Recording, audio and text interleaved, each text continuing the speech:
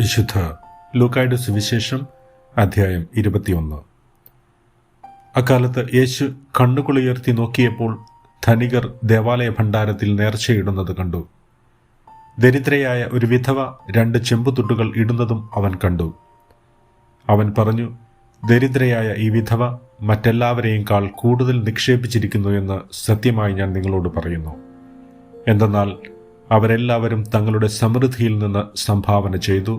ഇവളാകട്ടെ തൻ്റെ ദാരിദ്ര്യത്തിൽ നിന്ന് ഉപജീവനത്തിനുള്ള വക മുഴുവനും നിക്ഷേപിച്ചിരിക്കുന്നു. കർത്താവിൻ്റെ സുവിശേഷം. ഈശോയിലെ ഏറ്റവും സ്നേഹം നിറഞ്ഞവരെ, വിശുദ്ധ ലൂക്കായുടെ സുവിശേഷം 21 അധ്യായം 1 മുതൽ 4 വരെയുള്ള തിരുവചനങ്ങളാണ് ഇന്ന് നാം വായിച്ചു കേട്ടത്. ഒരു വിധവയുടെ കാണിക്കയെ വളരെ നിർമ്മലമായിട്ട് നോക്കി നിൽക്കുന്ന ഈശോയെയാണ് ഈ ഭാഗത്ത് നമ്മളൊക്കെ കാണുക. സത്യത്തിൽ വെറുമൊരു വിധവയായിട്ടല്ല ഈ സ്ത്രീയെ കാണേണ്ടത്. വചനം വളരെ വ്യക്തമായിട്ട് പറഞ്ഞു വെക്കുന്നുണ്ട്, അവളൊരു ദരിദ്രയായിട്ടുള്ള വിധവയാണെന്ന്. ഒരു പുലരിയിലെ താങ്ങും തണലുമായിട്ട് നിന്ന പുരുഷനങ്ങ് കർത്താവിൻ്റെ പക്കലേക്ക് യാത്രയാവുമ്പോൾ ദൈനംദിന ജീവിതത്തിന് മുന്നിൽ ഏതൊരു വിധവയും അല്പം ഒന്ന് പതറിപ്പോകും.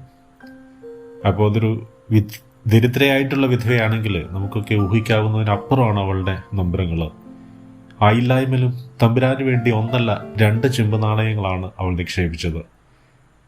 പകിട്ടുകളുടെയും ചമയങ്ങളുടെയും ധാരാളിത്യങ്ങൾക്കിടയിൽ തീരെ നിറം കെട്ടൊരു സ്ത്രീ. അവൾ കവിയിൽ കരുതിയിരുന്ന ആ 2 ചെമ്പുതുട്ടിൻ്റെ വില പോലും ഒരുപക്ഷെ ജനം അവൾക്ക് കൊടുത്തിട്ടുണ്ടാവില്ല. പക്ഷേ ഒരാൾ മാത്രം അവളെ ഉറ്റുനോക്കുന്നുണ്ട്. ആ തിരക്കിനിടയിൽ ആ ചെറിയ പൈസയ്ക്കും അവളുടെ നിറംകെട്ട ജീവിതത്തിനും സകലത്തെക്കാൾ മൂല്യമുണ്ടെന്ന് ഉറക്കെ വിളിച്ചു പറഞ്ഞ ഒരാൾ. വൈകുമ്പോൾ വല്ലാത്തൊരു തണുപ്പാണ് മനസ്സിന്. കാരണം ആ മനുഷ്യൻ്റെ മനസ്സിലെ ലാഭം നഷ്ടം അങ്ങനെയുള്ള വാക്കുകളൊന്നുമില്ല. എന്നാൽ നമ്മളൊക്കെ കേട്ടിട്ടുള്ളത് ഈശോ ആശാരിയാണെന്നാണ്. ആശാരിയുടെ കണക്കാണ് കണക്ക് എന്നൊക്കെ നമ്മൾ കേട്ടിട്ടുണ്ട്. അണുവിടെ വ്യത്യാസം ഉണ്ടാവില്ല അത്ര അതിൽ. പക്ഷേ ക്രിസ്തു എന്ന തച്ചൻ കണക്കിൽ വളരെ മോശമാണ്. വിയറ്റ്നാമിലൊരു കർദിനാൾ ഉണ്ടായിരുന്നു, വാൻ തുവാൻ എന്നാണ് അദ്ദേഹത്തിൻ്റെ പേര്. ക്രിസ്തുവിൻ്റെ കണക്കറിയാത്തത് കൊണ്ടാണ് എനിക്ക് അവനെ ഇത്ര ഇഷ്ടമെന്ന് അദ്ദേഹം എഴുതി വച്ചിട്ടുണ്ട്. സുവിശേഷം ആഴത്തിൽ വായിച്ചാൽ അത് ശരിയാണെന്ന് നമുക്കും തോന്നും.